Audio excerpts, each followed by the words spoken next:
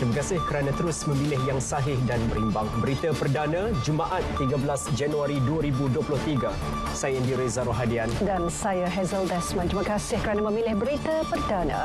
Kita ikuti paparan utama malam ini.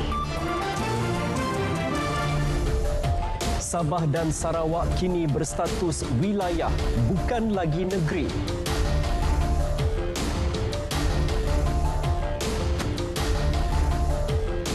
Penetapan harga siling ayam akan dikaji semula. Pastikan harga lebih stabil.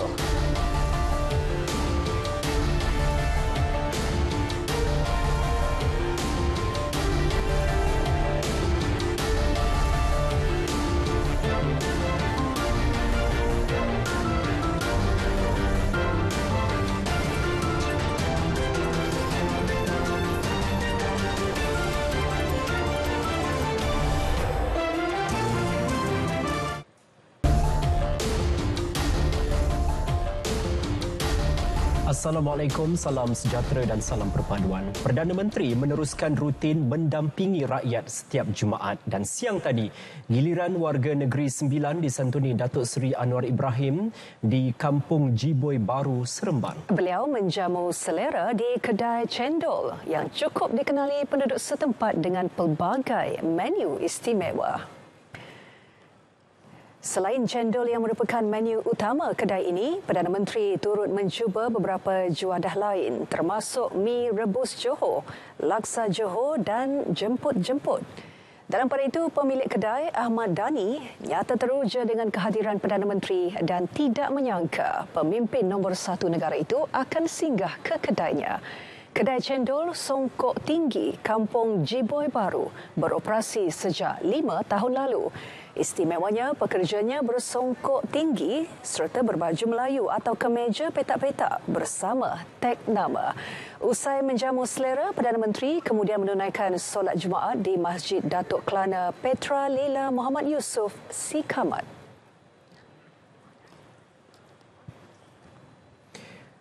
Saudara, perjanjian persefahaman yang dibentuk dalam kerajaan perpaduan menjadi cerminan negara yang lebih progresif dan stabil. Malah penubuhan Sekretariat Khas antara parti berperanan memperkukuh kerjasama politik selain memberi tumpuan kepada isu kos sara hidup rakyat. Timbalan Perdana Menteri yang juga Presiden UMNO, Datuk Seri Dr. Ahmad Zahid Hamidi berkata, usaha pemulihan ekonomi juga amat penting setelah negara dilanda pandemik COVID-19.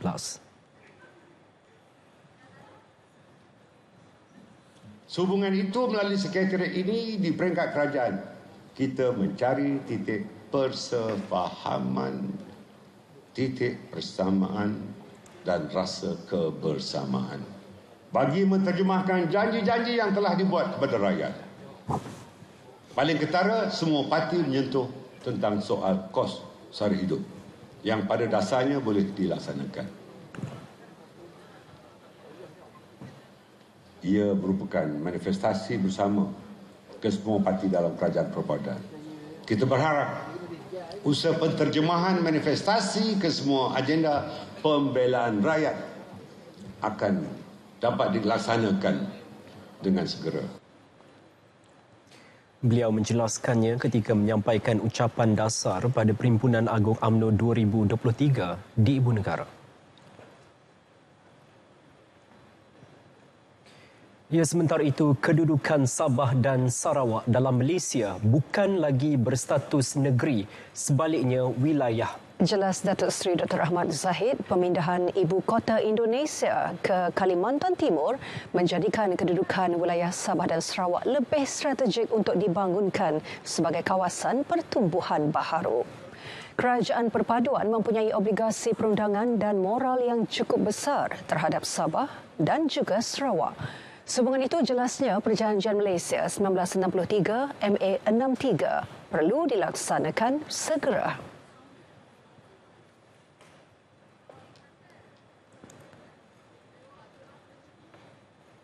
Menobor pendirian Sabah dan Sarawak adalah rakan politik strategik. Dengan itu, apa-apa pun bentuk kerajaan Malaysia pada masa sekarang dan masa hadapan, UMNO tetap memilih untuk bersama-sama dengan rakan-rakan politik dari Sabah dan Sarawak demi kestabilan politik Malaysia.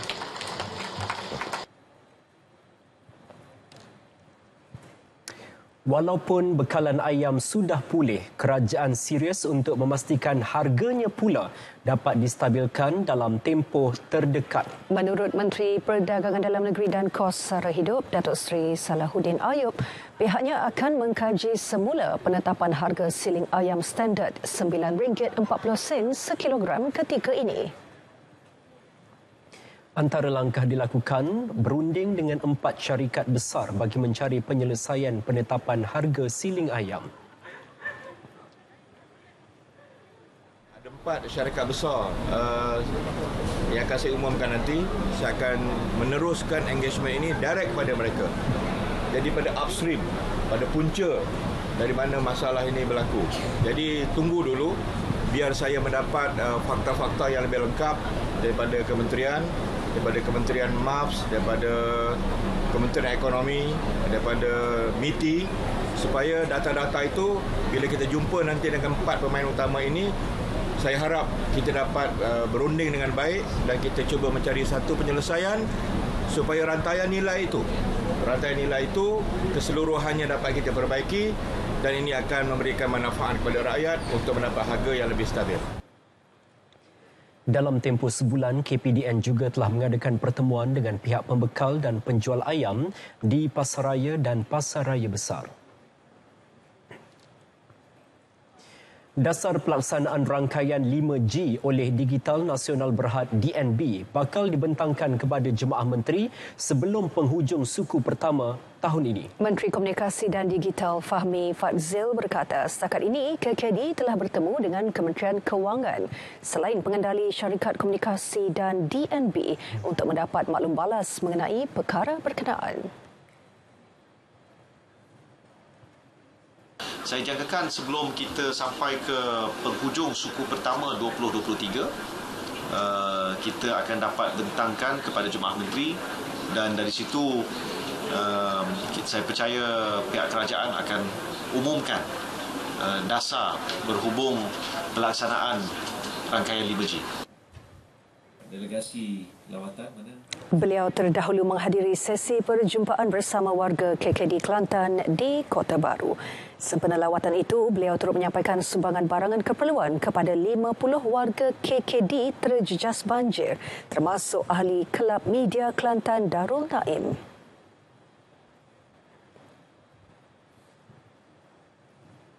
Semua penyedia platform media sosial diminta mengambil tindakan jika wujud aktiviti penyebaran, promosi dan penjualan video rakaman di dalam bilik persalinan.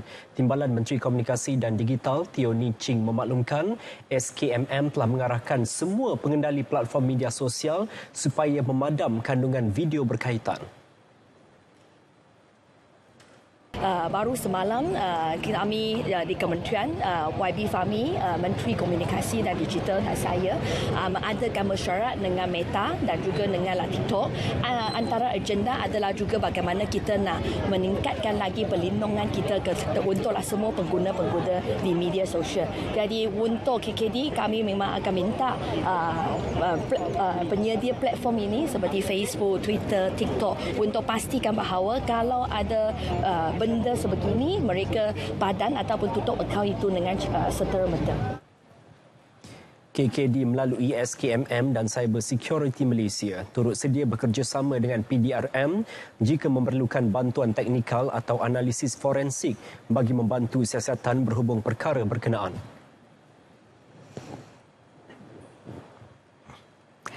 Kementerian Pengangkutan akan menetapkan sistem penyelenggaraan lebih baik bagi tren MRT yang dijangka diselesaikan dalam tempoh suku ketiga tahun ini.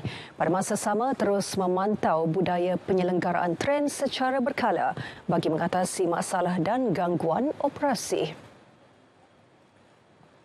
Ya, masalah semalam ada gangguan dalam MRT Kajang-Maeng.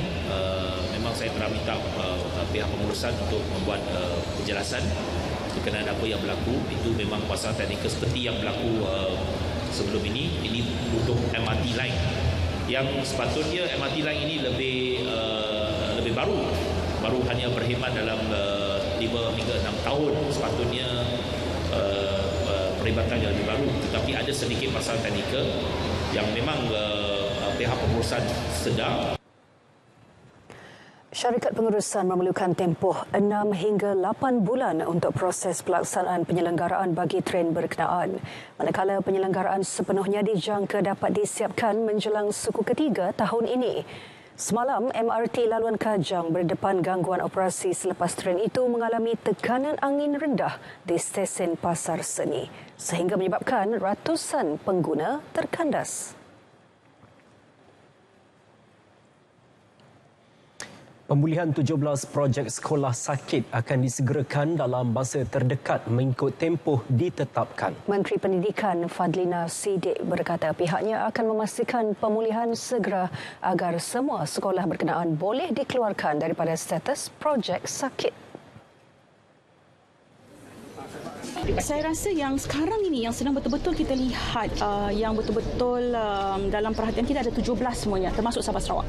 Ya, jadi kita sedang lihat dan nak pastikan 17 ini disegerakan mengikut tempoh masa supaya kita boleh pindahkan status itu daripada sakit kepada retanda. Jadi maknanya dia akan bergeraklah mengikut yang sepatutnya dan dapat disiapkan dengan segera.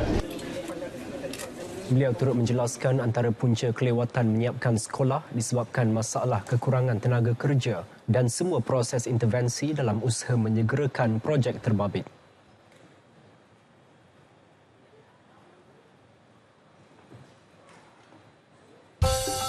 Ini Bob. Bob adalah seorang penyelam marin. Setiap hari, Bob mendapati semakin banyak plastik dihanyutkan ke dalam laut.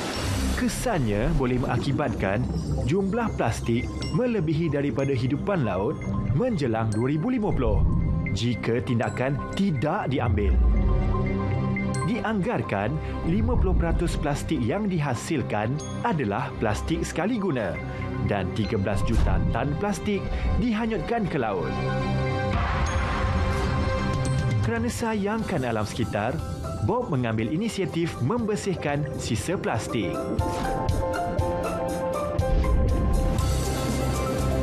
Kita semua boleh memainkan peranan dalam menjaga alam sekitar. Hindari plastik sekali guna. Untuk maklumat lanjut, sila layari laman sesawang berikut.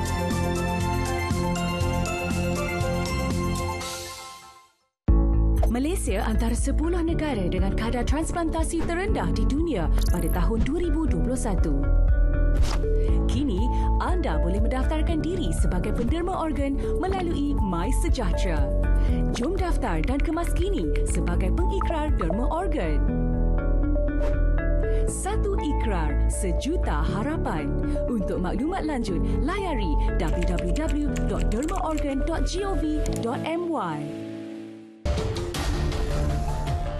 Bertemu kembali.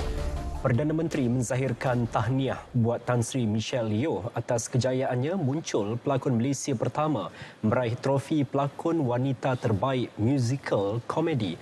Tan Sri Michelle meraih kejayaan itu pada anugerah Golden Globe di Los Angeles baru-baru ini. Datuk Seri Anwar Ibrahim menerusi Facebooknya memaklumkan pencapaian berprestij itu membanggakan negara dan seluruh rakyat terutama peminat filem. Perdana Menteri juga berharap pencapaian Tan Sri Michelle itu dapat memberi inspirasi kepada budayawan dan seniman tempatan untuk terus berkarya dan mencambah bakat kreatif lagi berkualiti. Beliau juga akan tidak melepaskan peluang menonton filem Everything, Everywhere, All at Once yang dibintangi seniwati tersohor itu dalam masa terdekat. 30 lokasi panas dikenal pasti kerap berlaku kemalangan di seluruh negara. Timbalan Ketua Polis Negara Tan Sri Razarudin Hussein berkata pihaknya menggerakkan 6,559 pegawai dan anggota trafik bagi melancarkan aliran lalu lintas. Kesiapsiagaan itu mengurangkan kemalangan sempena Ops Selamat bertemakan Rumah Selamat, selamat sampai ke destinasi yang akan bermula 18 hingga 27 Januari ini. Cuti pegawai dan anggota trafik turut dibekukan sepanjang musim perayaan berkenaan. Polis juga akan menumpukan terhadap 6 kesalahan utama sering dilakukan pemandu. Antaranya memandu melebihi had laju, memandu di lorong kecemasan dan menggunakan alat komunikasi semasa memandu. 2 juta kenderaan akan menggunakan lebuh raya Utara Selatan setiap hari pada waktu puncak dalam tempoh berkenaan, meningkat 20% berbanding hari biasa. Dalam pada itu, sempena perayaan Tahun Baru Cina juga, penguatkuasaan larangan pemanduan ke atas kenderaan barangan akan dilaksana. Kenyataan Kementerian Pengangkutan menyebut larangan itu berkuat kuasa pada 20, 21, 24 dan 25 Januari. JPJ juga akan melaksanakan kempen keselamatan jalan raya bertujuan meningkatkan kesedaran orang ramai mematuhi peraturan jalan raya, seterusnya mengurangkan risiko nahas. Selain itu, perintah penurunan had laju kebangsaan juga akan turut dikuatkuasakan.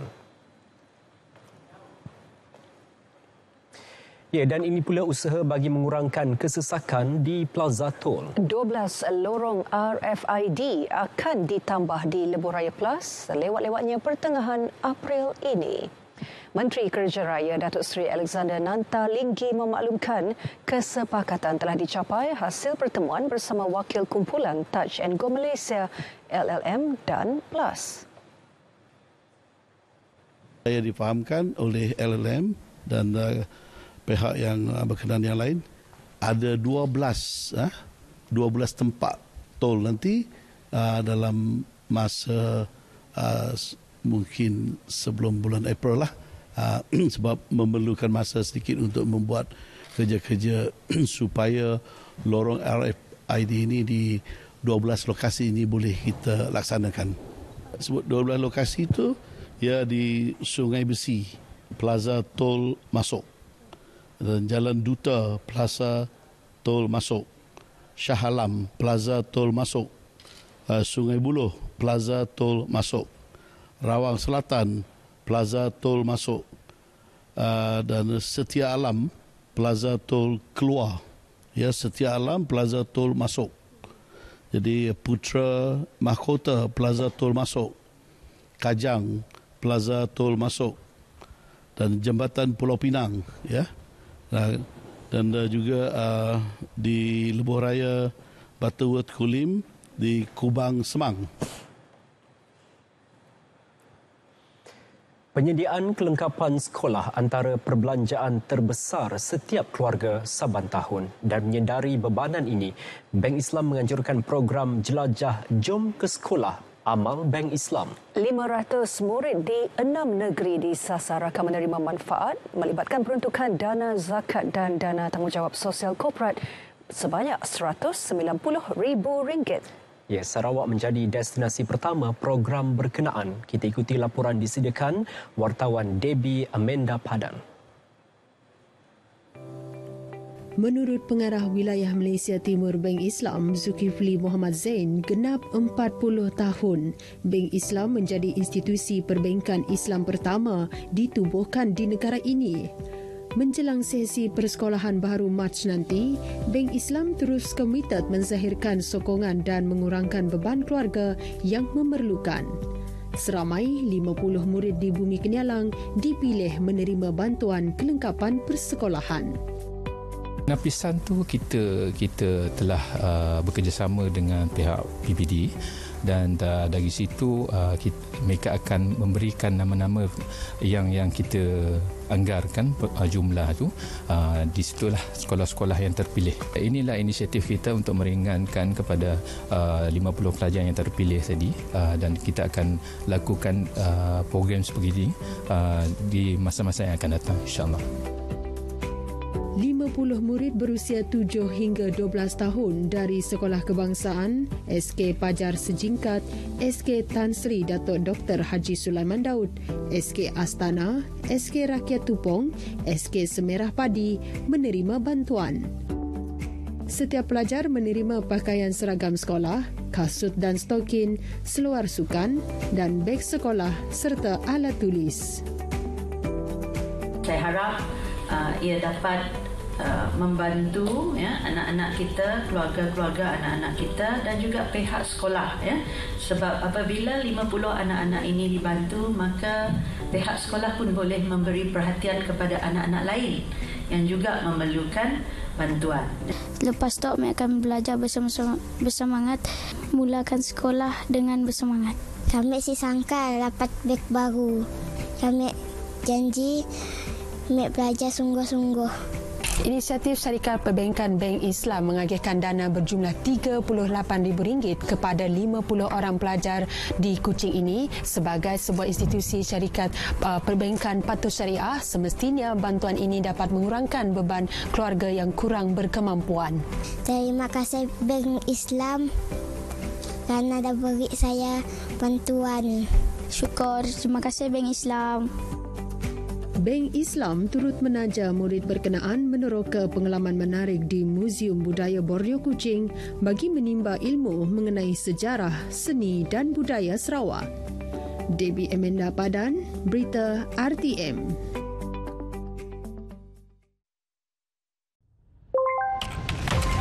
Dalam kita membangunkan aplikasi yang memberi kesejahteraan kepada negara, ada yang menyalahgunakannya. Sejak kebelakangan ini, terdapat peningkatan ketara dalam penyebaran maklumat atau berita palsu yang boleh menimbulkan kekeliruan dan kegusaran di kalangan masyarakat. Ancaman berita palsu tanpa verifikasi sumber, fakta dan maklumat memberi impak serta implikasi negatif kepada rakyat dan negara. Sebarang penyebaran berita palsu akan dikenakan tindakan undang-undang serta didakwa mengikut Seksyen 505 Kanun Kesiksaan dan Seksyen 233 Akta Komunikasi dan Multimedia 1998. Denda maksimum RM50,000 atau penjara tidak melebihi 1 tahun atau kedua-duanya dan juga denda selanjutnya setiap hari kesalahan berjumlah RM1,000. Bersama, cegah berita palsu. Sebar fakta, bukan dusta. Tidak pasti, jangan kongsi.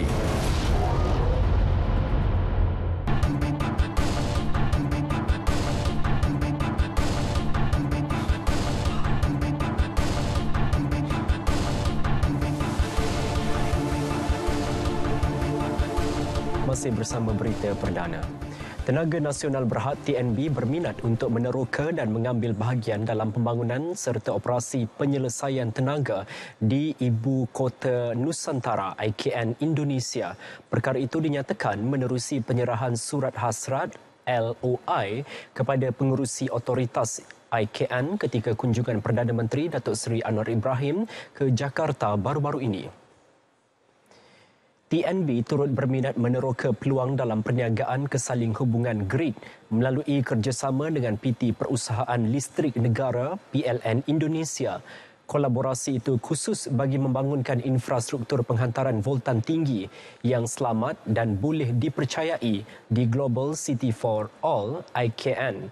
Menurut kenyataan, Presiden dan Ketua Pegawai Eksekutif TNB, Datuk Baharan Din berkata, LOI tersebut akan membantu memperkukuh hubungan dua hala serta mempercepat pembangunan tenaga bersih di kedua-dua negara. TNB dan PLN jelasnya akan mendapat manfaat bersama daripada perkongsian kepakaran dan pengalaman dalam menghadapi cabaran peralihan tenaga. Jualan kenderaan elektrik EV dijangka terus meningkat tahun ini didorong permintaan serta inisiatif diperkenal kerajaan. Pemangku Presiden Persatuan Pengimport dan Peniaga Kenderaan Melayu Malaysia, PEKEMA, Datuk Muhammad Nazari Nordin berkata, ini termasuk pengecualian duti import dan eksais 100% serta cukai jalan sifar bagi EV CBU hingga 31 Disember 2023. Pada tahun 2022, ahli PEKEMA sendiri membawa masuk dan menjual lebih kurang dalam 800 unit kereta Tesla dan juga berbagai kereta lainlah seperti MG pun ada dan juga Polestar. So untuk tahun ni kita jangkakan jualan meningkat 2 kali ganda. Kita target about 1,006 minimum untuk jualan kereta EV yang dijual oleh ahli PEKEMA pada tahun 2023. Bagi memperkukuh ekosistem EV negara, PEKEMA bersama rakan strategik turut merancang membangunkan lebih banyak stesen pengecasan EV pada masa akan datang.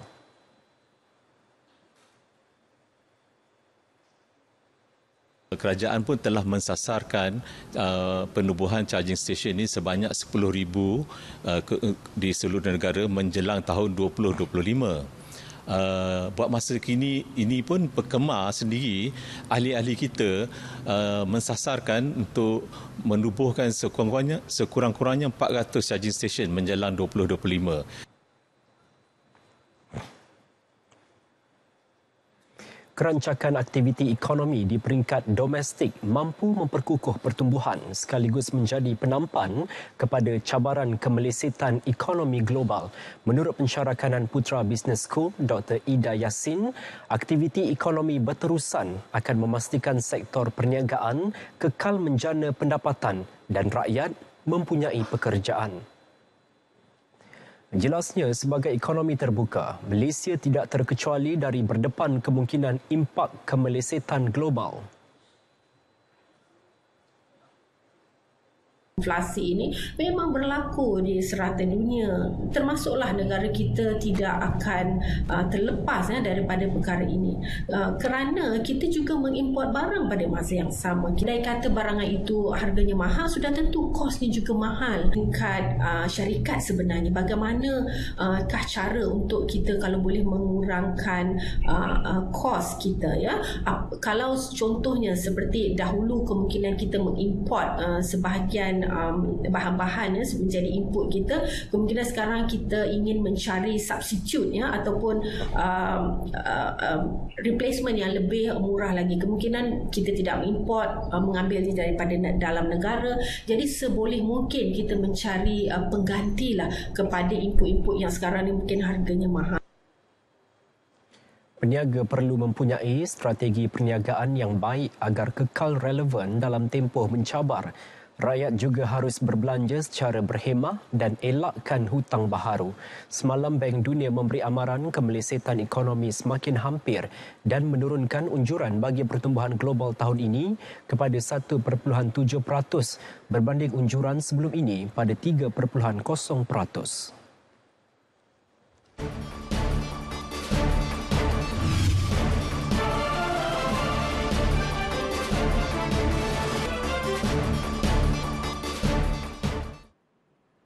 Assalamualaikum dan salam sejahtera. Kembali bersama Jabatan Meteorologi Malaysia untuk laporan cuaca terkini. Baik, kita mulakan dengan melihat paparan carta angin. Rantau negara pada ketika ini menerima pengaruh angin daripada pelbagai hala dengan kelajuan yang agak perlahan sekitar 10 hingga 20 km sejam. Oleh demikian, Met Malaysia masih lagi tidak mengeluarkan sebarang amaran angin kencang dan juga laut bergelora buat masa kini. Baik, seterusnya kita lihat pula kepada paparan gema radar pada malam ini. Keadaan cuaca hujan kini dilihat tertumpu di bahagian utara semenanjung Malaysia, terutamanya melibatkan negeri Perlis, Kedah, Perak dan juga sedikit di sekitar Gua Musang. Keadaan hujan juga turut dilihat di sekitar pantai barat negeri Johor dan kita jangkakan untuk keadaan hujan ini boleh berlarutan dalam sedikit masa sahaja lagi. Menjelang malam nanti sehingga keesokan paginya keadaan hujan lebih tertumpu di bahagian pedalaman semenanjung Malaysia dan pada awal pagi nanti keadaan hujan lebih kepada di bahagian Selat Melaka. Dan di sebelah Malaysia Timur pula dilihat pada ketika ini keadaan cuaca yang agak cerah di hampir ke seluruh bahagian di negeri Sabah dan juga negeri Sarawak. Dan kita jangkakan keadaan cuaca cerah ini boleh berlarutan sehingga ke esok pagi. Baiklah, sekian sahaja laporan cuaca daripada Met Malaysia buat masa kini. Sebelum kita berpisah, kita lihat dulu ramalan cuaca bagi bandar-bandar utama di seluruh Malaysia.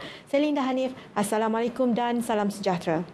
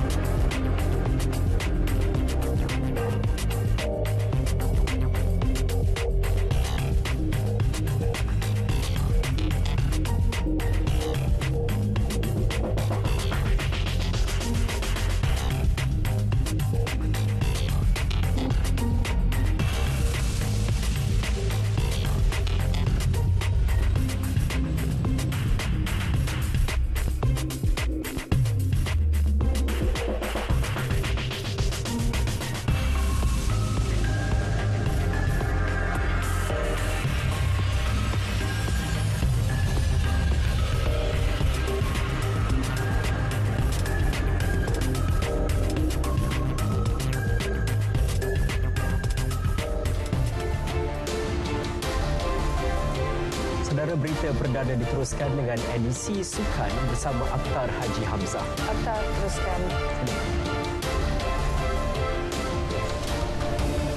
Harapan Malaysia di Axiata Arena kini hanya pada Yusin Yi.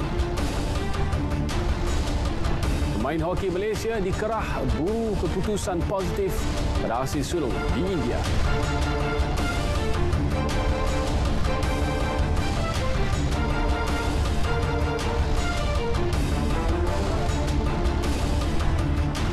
Assalamualaikum, terima kasih Andy dan juga Hazel.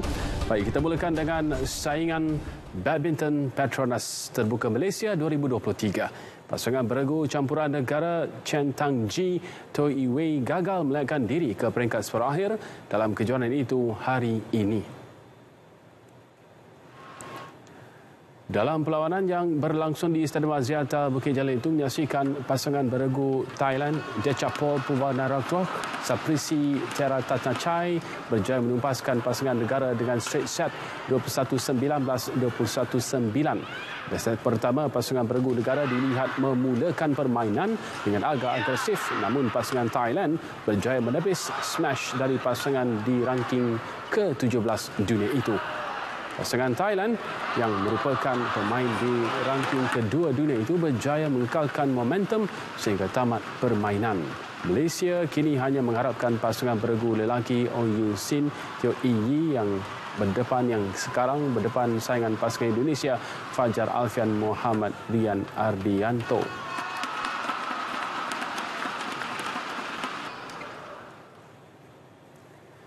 Perkembangan hoki Piala Dunia Lelaki 2023, pemain kebangsaan Muhammad Razi Abdul Rahim menuntut rakan sepasukan memberi segala kudrat memburu keputusan positif dalam aksi sulung berdepan Belanda.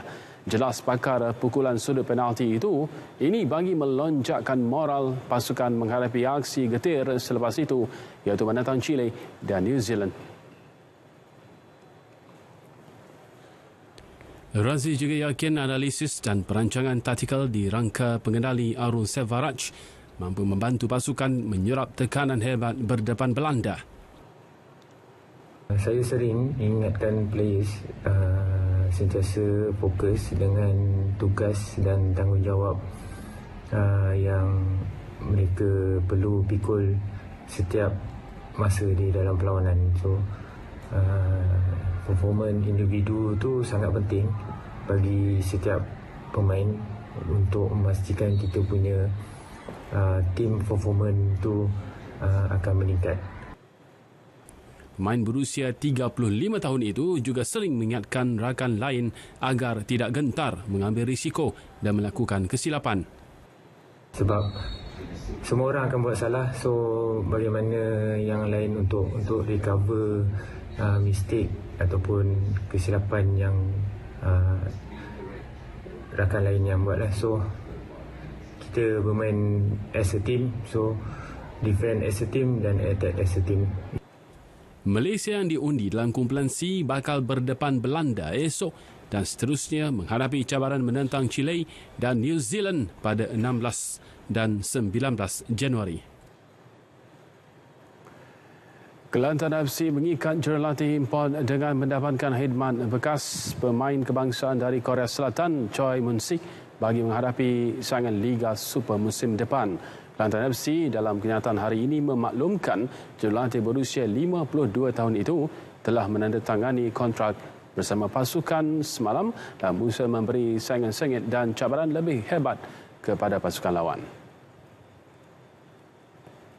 Mun-sik mempunyai pengalaman luas dalam bola sepak terutamanya di benua Asia selain pernah beraksi di pentas Piala Dunia era 90-an.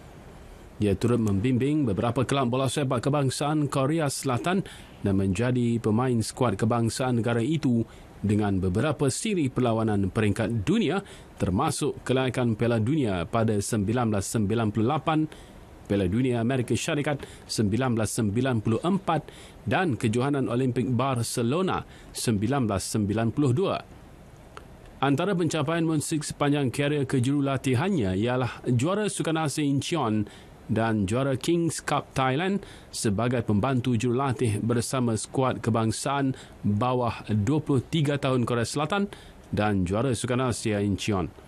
Munsing akan turut dibantu bekas pengendali Kelantan FC musim lepas, Rizal Zamri Yahaya, yang mengisi bangku penolong jurulatih.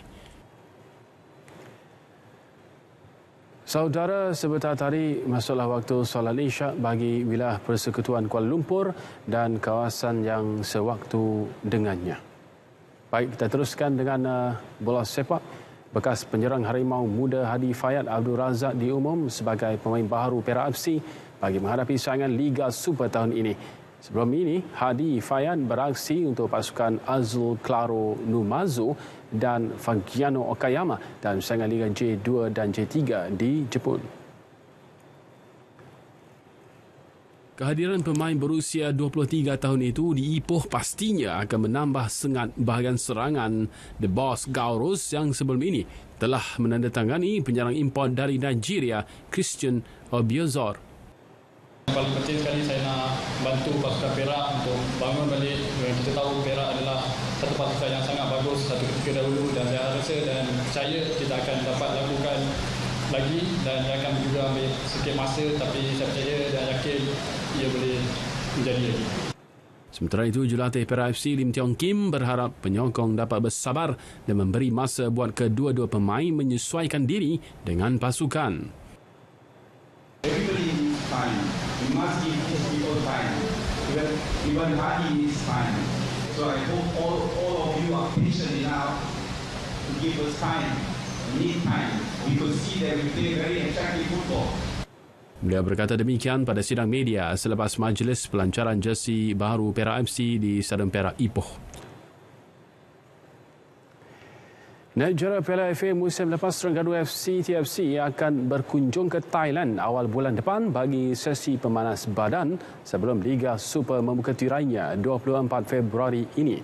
Pengendali TFC Tomislav Steinbrockner berkata beliau serta barisan kejurulatihan yang baru akan berada selama seminggu di Thailand untuk melalui 4 perlawanan bagi menguji keserasian serta prestasi setiap pemainnya. Pengendali kelahiran Croatia itu berkata antara pasukan yang terlibat dalam perlawanan itu ialah sebuah kelab bola sepak dari Denmark dan Chonburi FC.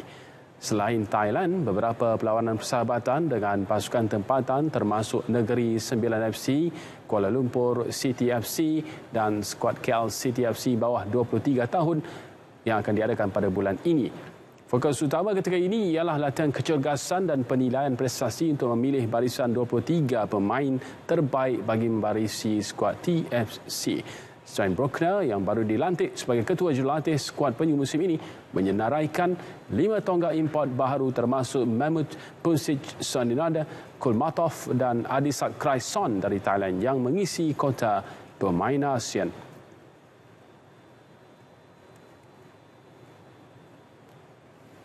Perkembangan sukan berbasikal di Terengganu. Pasukan berbasikal bertaraf benua Terengganu Polygon Cycling Team TSG mempertaruhkan 5 muka baharu bagi memperkuat pasukan pada musim ini.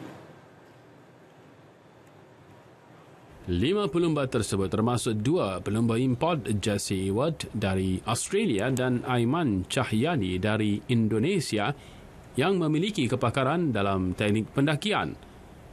Bagi pelumba tempatan, muka baharu dibarisi atlet berbakat iaitu Zuladri Amin Zulkarnain, Muhammad Syahmir Aiman Abdul Halim dan Ki Ziyi. Menurut Ketua Pegawai Eksekutif TSG, Cikgu Muhammad Izmuddin Cikgu Mahmud, 5 pelumba berkenaan menggantikan Go Chun Huat, Jamal Habitullah, Afiq Huzni Othman dan Zamri Saleh yang dilantik sebagai jurulatih Akademi TSG.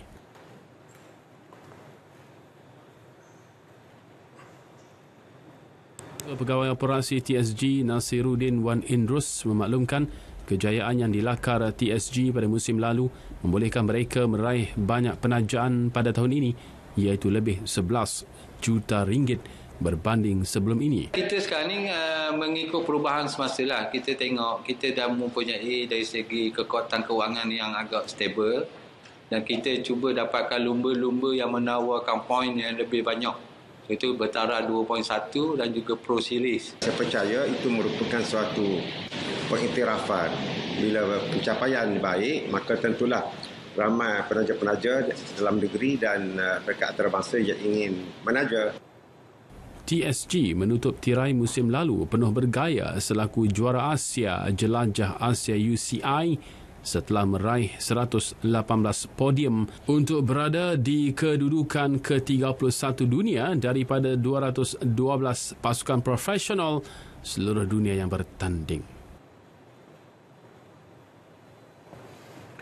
Bekas pelari pecut wanita negara Anita Ali meninggal dunia di Pusat Perubatan Universiti Malaya PPUM di sini pada usia 59 tahun semalam. Berita pemergian atlet yang pernah beraksi pada sukan era 80-an itu dikongsi pengerusi Yayasan Kebajikan Atlet Kebangsaan YAKIP, Dato' Nurul Arifin Abdul Majid. Menurut Dato' Nurul Arifin, arwah meninggal dunia kira-kira 7.15 petang semalam akibat kanser payudara yang dialaminya sebelum ini dan telah merebak ke hati serta tulang belakang. Pada Disember lepas, arwah dimasukkan ke PPUM. Tambah Datuk Nurul Arifin, pemergian Anita yang pernah beraksi pada Sukan Asia di China pada 1990 disifatkan sebagai kehilangan besar buat arena olahraga tanah air. Anita yang merupakan ahli YAKIP banyak memberi nasihat kepada atlet muda untuk terus mengharumkan nama negara. Pada Sukan C 1989 di Kuala Lumpur, Anita yang ketika itu berusia 21 tahun bersama gandingannya G. Shanti, Sajaratul Dur Hamzah dan Dato' Mumtaz Jaafar memperbaharui rekod kebangsaan acara 4x100 meter dengan catatan 45.37 saat. Beralih ke saingan Liga Perdana Inggeris, Chelsea dilihat terus bergelut dengan prestasi semasa apabila gagal meraih 3 mata penuh perlawanan. Pada aksi awal pagi tadi, The Blues tewas 1-2 menentang Fulham sekaligus menambah tekanan kepada Graham Potter.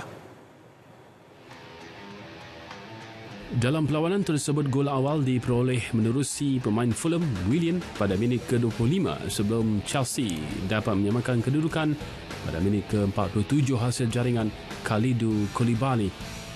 Bagaimanapun aksi babak kedua sedikit goyah buat Chelsea apabila pemainnya João Felix dilayangkan kad merah pada minit ke-58 sekaligus terpaksa beraksi dengan 10 pemain. Situasi itu menambah tekanan kepada Chelsea hingga melakukan beberapa kesilapan di bahagian pertahanan yang akhirnya menghukum skuad bimbingan Potter. Gol kedua Fulham pada minit ke-73 diperoleh menerusi Carlo Vinicius selepas penjaga gol Chelsea Kepa Arrizabalaga gagal menepis jaringan tersebut dengan baik. Kekalahan itu menyebabkan Chelsea berada di tangga ke-10 Liga dengan 25 mata ketinggalan 19 mata daripada pendahulu Arsenal. Badan Indo Bola Sepak FIFA mengumumkan calon senarai pendek bagi anugerah The Best 2022. Antara yang tersenarai juara Piala Dunia Qatar Lionel Messi yang juga calon pilihan untuk memenangi anugerah kategori lelaki. Messi berada dalam senarai 13 pemain lain bersama pemenang Ballon d'Or 2022 Karim Benzema, pemenang 2 kali anugerah The Best iaitu Robert Lewandowski dan rakan sepasukan Paris Saint-Germain Kylian Mbappe. Penjaring terbanyak Manchester City Erling Haaland, gandingan Brazil Neymar dan Vinicius Junior serta bintang Croatia Luka Modric juga berada dalam senarai. Sementara itu, pemain Argentina Lionel Scaloni dijalankan anugerah jurulatih terbaik bersama naib juara Piala Dunia Qatar Didier Deschamps dari Perancis, pengurus Real Madrid Carlo Ancelotti dan pengurus Manchester City Pep Guardiola. Walid Regragui yang mengetuai Maghribi untuk kempen di Qatar turut dicalonkan. Di bahasa liaannya, mereka menjadi pasukan pertama Afrika mara ke seperakhir Piala Dunia. Bagi kategori wanita, penyerang Barcelona Alex Putellas berpeluang mengkalkan trofi 2021 namun menerima saingan sengit daripada pemenang Euro 2022 Kira Walsh dari England. Calon lain ialah Ada Hegerberg dari Norway, penyerang Jerman Alexandra Popp dan Alex Morgan dari Amerika Syarikat.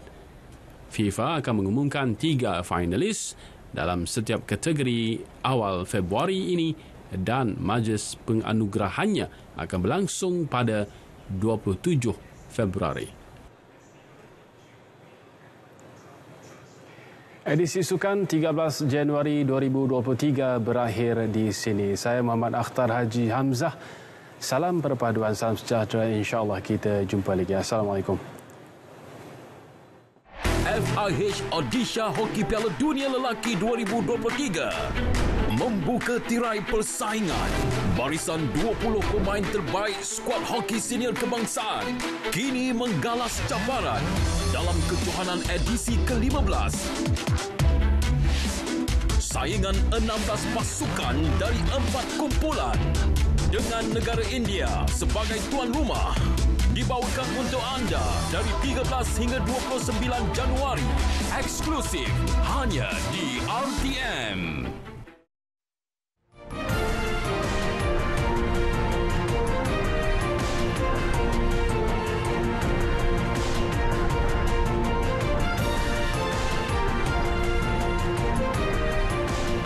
Peguam Negara Amerika Syarikat Merrick Garland mengumumkan pelantikan peguam khas bagi menyiasat urusan berkaitan dokumen sulit Presiden Joe Biden. Pelantikan Robert Hur itu selepas penemuan 2 kumpulan dokumen sulit dalam simpanan Biden ketika menjadi naib presiden.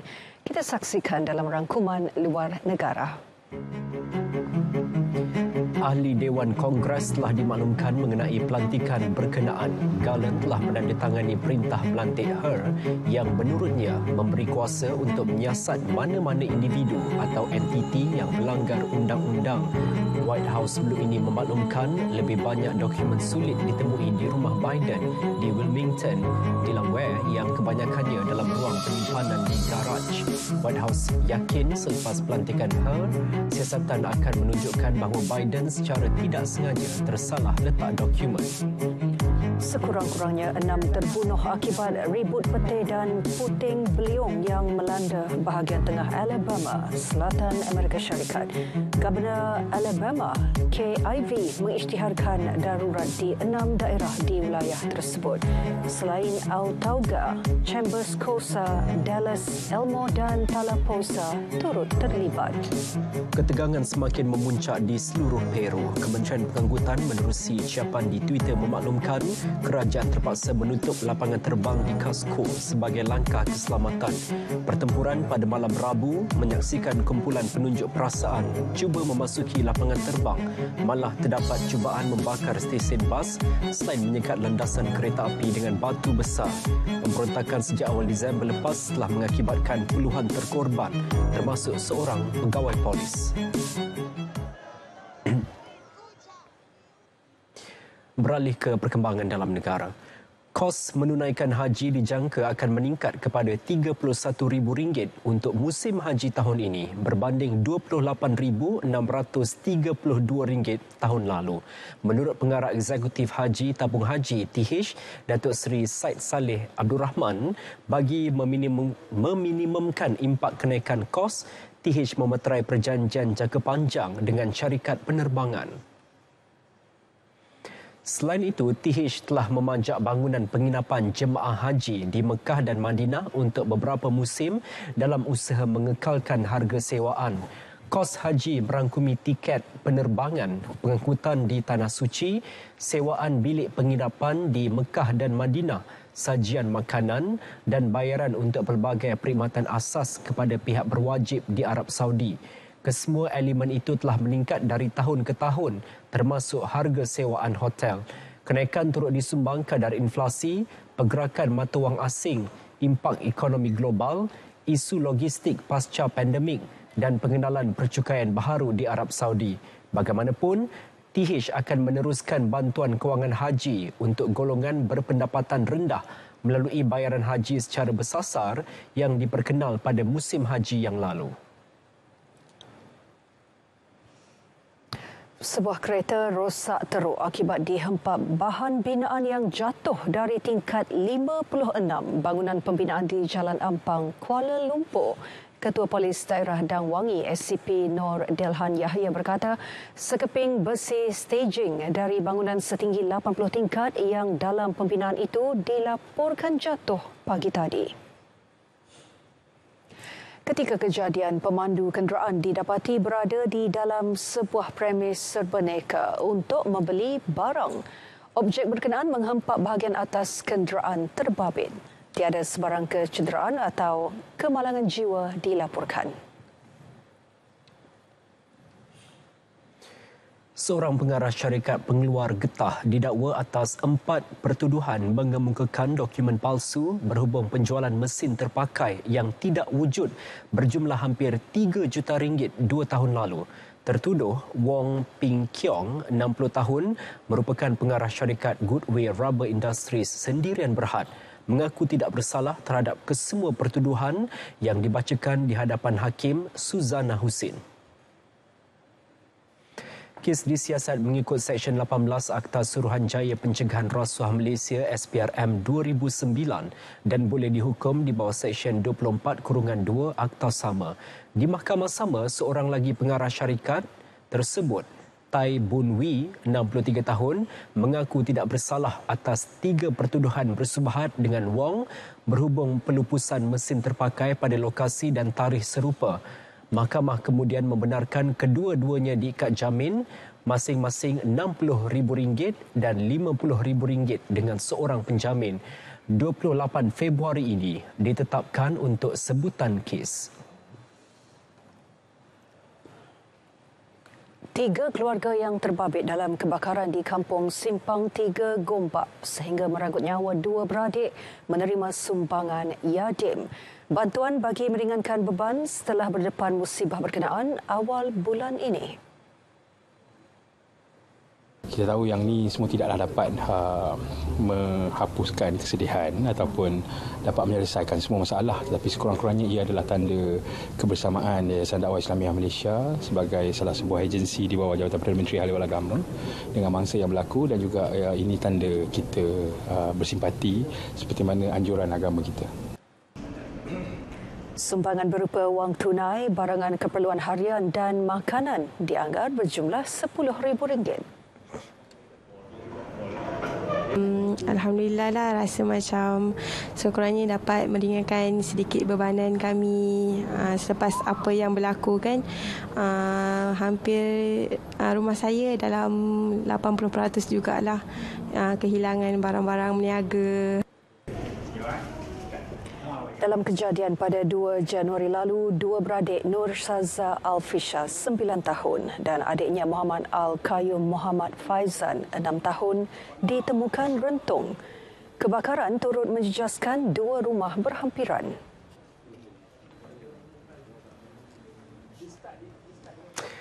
Saudara, lebih 350 menara telekomunikasi di kawasan berisiko di seluruh negara telah dinaik taraf sejak 2014 bagi mengelak ia ditenggelami banjir. Paling banyak melibatkan lokasi di Pantai Timur dengan 127 daripadanya berada di Kelantan.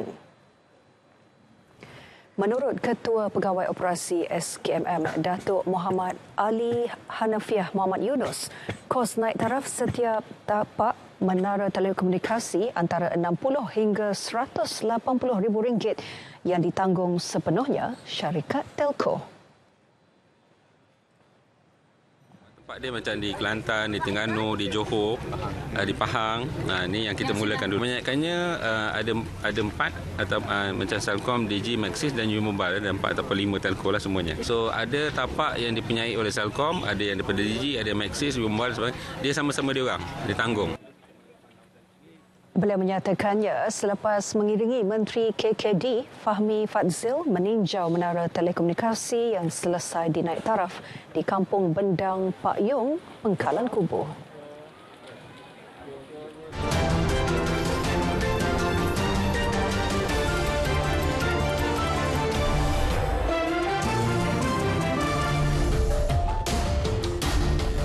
Menggunakan lampu isyarat atau signal kenderaan menjadikan anda pengguna jalan raya yang bertanggungjawab. Sikap itu juga pengukur kepada tata susila dan adab sesama masyarakat. Ya, seperti mana yang tular baru-baru ini, seorang pemandu memberi lampu isyarat lain daripada lain dan mencuri tumpuan ramai. Kita saksikan dalam hashtag. Baru-baru ini tular sebuah video di Facebook seorang pemandu sempat merakam sikap pemandu lain semasa ingin menukar laluan di jalan raya. Apa yang lebih menarik perhatian, pemandu ini dilihat mengeluarkan kertas untuk memberi lampu isyarat. Kertas tulisan "Mohon laluan, terima kasih" tersebut mencuri tumpuan pengguna jalan raya. Warga maya memberi pelbagai reaksi pada video yang meraih lebih 50,000 tontonan itu. Di Tokyo, seekor ikan tuna sirip biru dibida pada harga 1.2 juta ringgit ketika pasaran ikan terbesar Jepun memulakan acara lelongan tuna pertama untuk tahun ini. Ikan seberat 211 kg ditangkap di perairan wilayah Aomori dan berjaya dibida secara bersama oleh rangkaian restoran sushi bertaraf Michelin, Onodera dan rangkaian peruncit Jepun Yamayuki menerusi lelongan di pasar ikan Toyosu, Tokyo. Kucing peliharaan selebriti terkenal Taylor Swift dilaporkan antara haiwan terkaya di dunia dengan nilai kekayaan mencecah lebih 400 juta ringgit. Olivia Benson dari bakal Scottish Fold bukan saja terkenal di Instagram, malah turut membintangi beberapa video muzik dan iklan bersama Swift. The Scottish Fold ini memperoleh kekayaannya bukan hanya dari membintangi video muzik saja, malah Olivia turut menghasilkan cenderahati sendiri. Swift mula memelihara Olivia pada 2014 dan sejak dari itu, beliau rajin memuat naik kucing kesayangannya di Instagram miliknya. Saudara, berita perdana Jumaat 13 Januari 2023 berakhir di sini. Kita saksikan naratif khas bersama Menteri Pendidikan 9 malam ini. Yang sahih di RTM, iaitu Assalamualaikum, salam sejahtera dan salam perpaduan.